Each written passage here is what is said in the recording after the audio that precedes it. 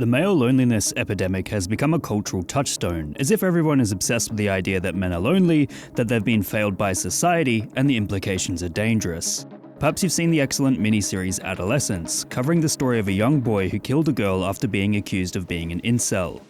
Oh, she's saying he's an incel, Dad. He's 13. How can you be involuntary celibate at 13? I know. Who isn't celibate at 13? Huh? It genuinely does a good job of exploring issues facing kids in the modern era, but it also fits into the pattern of conflict between men and women, which is, unfortunately, often exploited online to gain clicks, as conflict between sexes is easy to exploit for outrage engagement. First, you'll hear statistics about men aged 15 to 24 feeling lonelier than ever, often citing a 2021 study showing how 15% of males say they have no close friends, compared to only 3% in 1990. Then you'll see comments from people either agreeing or disagreeing on the reasons why this is happening, with many misinterpreting it as the idea that men are lonely and angry only because they don't have female interactions. After all, the largest demographic that spends the most time on social media is quite young, so anyone who is male and of that age is going to be very likely to click and watch a clip referring to them and their peers to figure out why men are lonely and what it has to do with women. And that's totally fair. Mental illness in young people has been skyrocketing for a long time, especially in terms of depression and anxiety, which certainly does not help with promoting feelings of connection with others. It's an issue that is particularly pronounced on social media, where people can either talk about their problems or have them compounded. If you can't figure out what to do with your life, just scroll and watch Reels. Watching Reels will help you figure out what you want to be in life. Achieving your dreams could be just one scroll away. You have to keep watching Reels like your life depends on it. We're the only people in existence who can watch Reels. It's fucking amazing.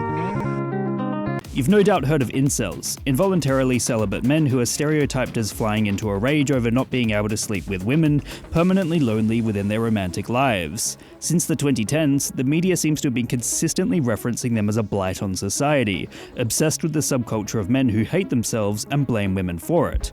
You'll find endless news stories treating lonely people as a novelty, as if they're freaks and outcasts to be studied and endlessly discussed.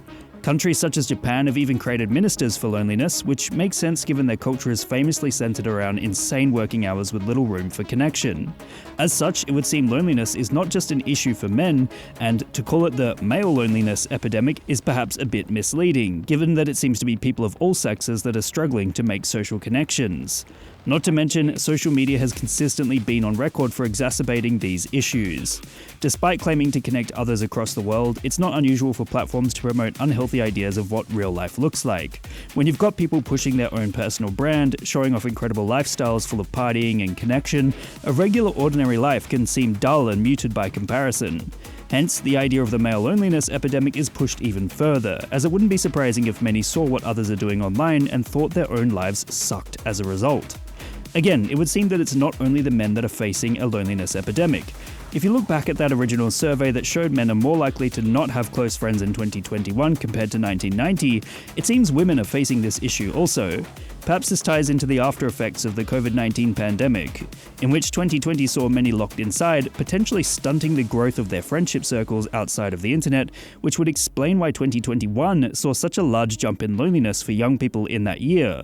That being said, it is worth noting that in 2018, the UK government actually appointed a Minister for Loneliness, and that position is still held today, so this was certainly an issue pre-pandemic. And in 2025, another study found that US men and women suffer from roughly the same rates of loneliness, so perhaps there's more to the story here when it comes to focusing on specifically the male loneliness epidemic. Perhaps it's just that people are lonely. You've probably heard of the male loneliness epidemic because it ties into the show Adolescence popping up on Netflix, which exists as a critique of the issues online spaces can have when it comes to exacerbating issues within male-dominated areas. It reflects, perhaps, a fear surrounding this loneliness and what it might drive men to be capable of. The fact that the kid in the show killed a girl basically because he was accused of being an incel and because he was influenced by spaces in digital culture that effectively position women as inferior beings fits in with the idea of men being lonely and thus separate from understanding society. The show represents very real issues whereupon guys, especially young men, are listening to other men talk about how women are responsible for all the social ills in the world. Often this will also be followed up with a sales pitch on how to be more attractive to women, or some sort of course to make money to gain social status and popularity. It's a tried and true method to prey on the insecurities of people to make them pay you money, and adolescence takes this idea and asks, what if it leads to murder? The creators of the show, Stephen Graham and Jack Thorne, specifically note that they take inspiration from that of Andrew Tate, or people more radical than him, and want to explore what would happen if they were cranked up to 11 and influenced young kids.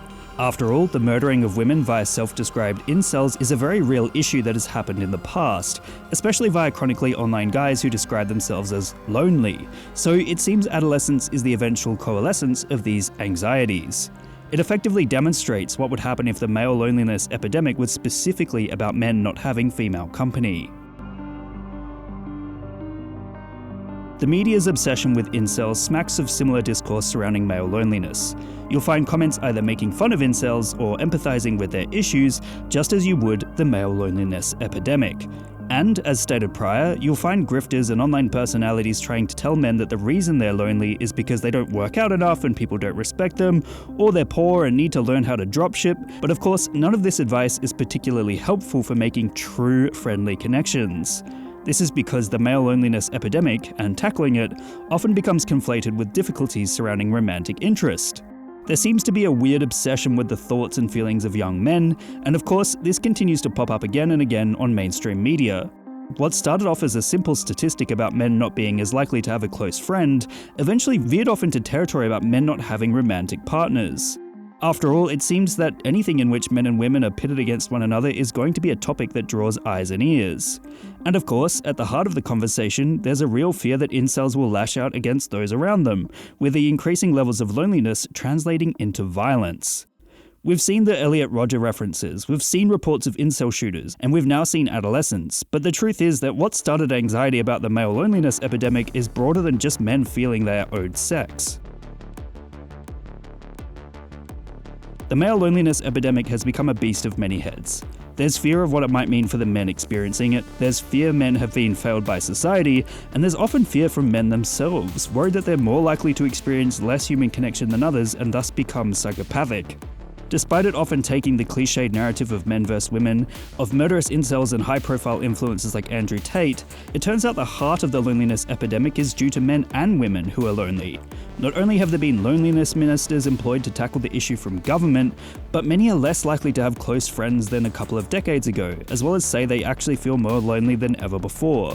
That being said, there can certainly be a link between men feeling lonely and not making friends, due to societal pressures to be nonchalant and stoic without cultivating human connection and thus pushing others away. But it's worth noting that the epidemic is not due to trouble in the dating scene as some would have you believe.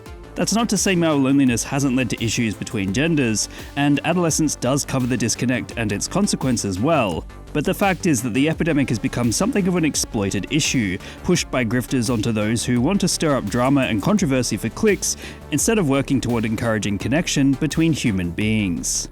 See you next time on Lessons in Internet Culture.